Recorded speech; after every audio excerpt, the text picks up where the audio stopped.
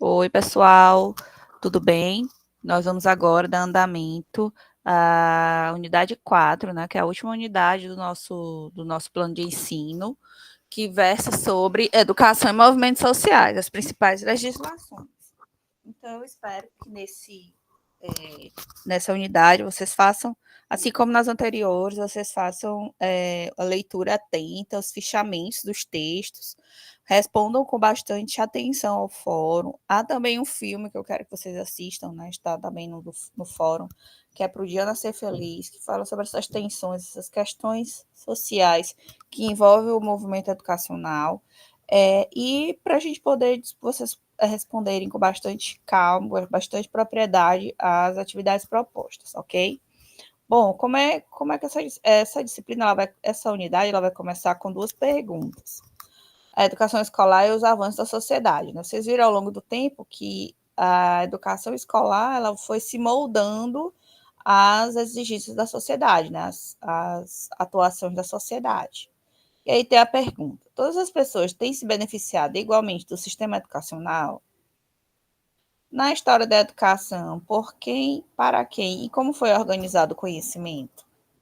Bom, a gente sabe que a maioria dos problemas sociais que temos hoje tem como ponto de partida a falta de acesso à educação formal, né? Uma educação de qualidade. Há também a desigualdade de renda. Então, uma vez dado renda, oportunidade e acesso à educação à população, moradia digna à população, possivelmente essa família, esses indivíduos, vão gozar do bem-estar social que eles têm direito, né? Então, nessa unidade, nós trabalharemos a cidade e o local, pensando no lugar da escola, a segregação urbana e as desigualdades sociais, educacionais, os movimentos sociais e a educação, temas de dimensões e as lutas por escola no Brasil contemporâneo, certo? Para iniciar, eu vou comentar com vocês aqui sobre os processos educativos e a relação deles com os movimentos sociais, certo? Tanto um quanto o outro, eles vivem em um momento de troca, né, em situações de troca. Então, são caracterizados por trocas de saberes e práticas de educação popular. Essa ação educativa resulta na interiorização de novos valores que geram práticas diferenciadas, ou seja, ocasionam mudanças de comportamento diante de questões sociais e políticas que fazem parte do contexto em que os sujeitos que vivenciam tal ação educativa estão inseridos. Ao falarmos de educação popular, referimos-nos ao que Brandão conceitua como uma prática educativa da sociedade igualitária, comprometida com a transformação das estruturas sociais, caracterizadas pela exploração das classes populares pelas classes dominantes. Então, ao longo da unidade, desde a primeira, segunda, né, até agora, a gente viu que o desenvolvimento da educação estava bem ao lado da luta a luta da classe trabalhadora, né? Uma coisa estava ao lado da outra. Então, o desenvolvimento da educação também e a exigência de uma educação a todas as pessoas, independente da sua classe social, é também uma luta do movimento dos trabalhadores, né? Eu trouxe aqui no slide seguinte o artigo da Constituição Federal, né, que mostra como a educação, artigo 205, a educação, o direito de todos e o dever do Estado e da família, será promovida e incentivada com a colaboração da sociedade, visando ao pleno desenvolvimento da pessoa, seu preparo para o exercício da cidadania e sua qualificação para o trabalho. No artigo 25, o ensino será ministrado com base nos seguintes princípios: igualdade de condições para o acesso e permanência na escola, liberdade de aprender, ensinar, pesquisar e divulgar o pensamento, a arte e o saber, pluralismo de ideias, de concepções pedagógicas e coexistência de instituições públicas e privadas de ensino.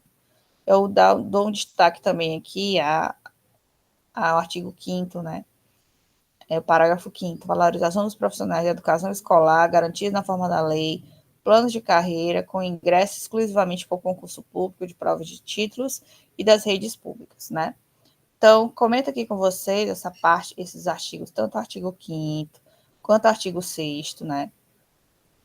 Que são os que preconizam o acesso à educação e como a educação ela deve visar o pleno desenvolvimento do sujeito. Mas como a escola ela também é tida, ela é percebida como um território de poder, certo? Bom, Tomás Tadeu e Silva, no livro Território Contestados, o currículo e os novos mapas políticos culturais, ele faz a seguinte indagação: que saberes e grupos sociais estão incluídos e quais são os excluídos da escola e, em decorrência, quais divisões sociais são produzidas e reforçadas? A gente sabe que nas regiões periféricas, regiões mais marginalizadas, nas cidades mais distantes dos grandes centros, o acesso à educação veio bem tardiamente, né? Por exemplo, a gente for olhar os institutos federais têm o quê? 13 anos, né? Antes eram escolas técnicas, né? Então, viraram institutos federais e, a partir daí, no Maranhão inteiro, com muitos municípios, né? Só há 29 campi. Né? Então, as escolas antigamente eram até pouquíssimo tempo atrás, eu acredito que ainda existam aí nos interiores, né? Escolas de taipa, de reboco de barro, né? Pau a pique, com condições super precárias, os professores não eram formados, não havia distribuição de merenda, livro escolar, bibliotecas na escola, uma escola com conforto para o aluno, tanto com água, com saneamento básico, quanto com os materiais didático-pedagógicos, acesso à internet, que são fundamentais para o pleno desenvolvimento do ensino, né? Então, quando a gente vai observar uma escola particular, uma escola na capital, com alunos com alto poder aquisitivo, a gente vê toda essa estrutura lá, muito bem montada, muito bem acessível, os alunos com vários idiomas, né, falando vários idiomas, com vários materiais e instrumentos pedagógicos que facilitam o processo de aprendizagem. Então, a escola, quando ela não é igual para todos, ela vai reforçar as desigualdades, né? Então, esses processos de marginalização mostram, né, a escola como instrumento de promoção da igualdade social e, portanto, superação da marginalidade. E a educação como instrumento de... Ou, por outro lado, quando o acesso a uma educação de qualidade não é igual para todos, também funciona como um instrumento de discriminação, né? De dominação social, logo um fator de marginalização. Então, é importante chamar atenção para isso, tá, gente? Então, a escola como promotora de igualdade social. Primeiro, sociedade essencialmente harmoniosa, tendendo à integração de seus membros. Marginalidade é uma questão individual, um desvio que afeta alguns membros da sociedade, são como força homogeneizadora que surge para corrigir distorções, reforçar a integração social, integrar os indivíduos no corpo social. A educação tem autonomia em face da sociedade e a educação garante a sociedade igualitária, certo? Aí eu trouxe essa foto, essa imagem, né? Para quem serve o seu conhecimento? Então, a educação popular, né? À luz da teoria sócio-histórica. Então, para quem serve o teu conhecimento, né? Mais à frente, né? Esse questionamento surgiram novas formas de conceber essa educação. A educação. Com isso, iniciou o movimento de defesa, né, de uma formação libertadora, que seria uma educação contrária às práticas educacionais até então, aquelas que envolviam aquilo que Paulo Freire conceituou como educação bancária, uma transmissão de conhecimentos elaborados a partir das classes e culturas dominantes, com o intuito de manter a ordem social vigente e relações de poder desiguais, onde uns dominam para os outros serem dominados. Uns dominam para os outros serem dominados. Olha aí, né? A ideia de que o sujeito só precisa assimilar. Essa foto aqui, ela explica bem isso, né? O sujeito, ele só assimila passivamente o que os professores dizem. Isso sem uma concepção dialógica, né? Dialética, né? Que é pensar ao contrário. Já a educação libertadora, há um diálogo entre educador e educando, ao levantamento de problemas, questionamento e reflexão sobre o estado atual das coisas, e uma prática política que pode libertar o homem e a mulher de sua ignorância social, tornando-os capazes de pensar e analisar o mundo. Então, é a educação para a cidadania mesmo, né? Para a autonomia do sujeito, entendendo o aluno como um protagonista do processo. Então, aqui a gente tem a diferença, né? Educação bancária, individual, favorece o individualismo e a competição, preocupa-se com a reprodução social, acesso a objeto, o aluno é um objeto. Na educação libertadora, o aluno é um sujeito. Ele se apropria, age com, né? Ou seja, há uma horizontalização, né? Não há uma verticalização, seja, o professor detentor do conhecimento e o aluno a tábua rasa, não, certo? Preocupa-se com a mudança social e promove a conscientização e participação do aluno, e tem um caráter coletivo. Olha só como tem tantas diferenças, né? Aí a gente tem aqui alguns movimentos sociais no Brasil que foram importantes, que reivindicaram acesso à educação igualitária, né?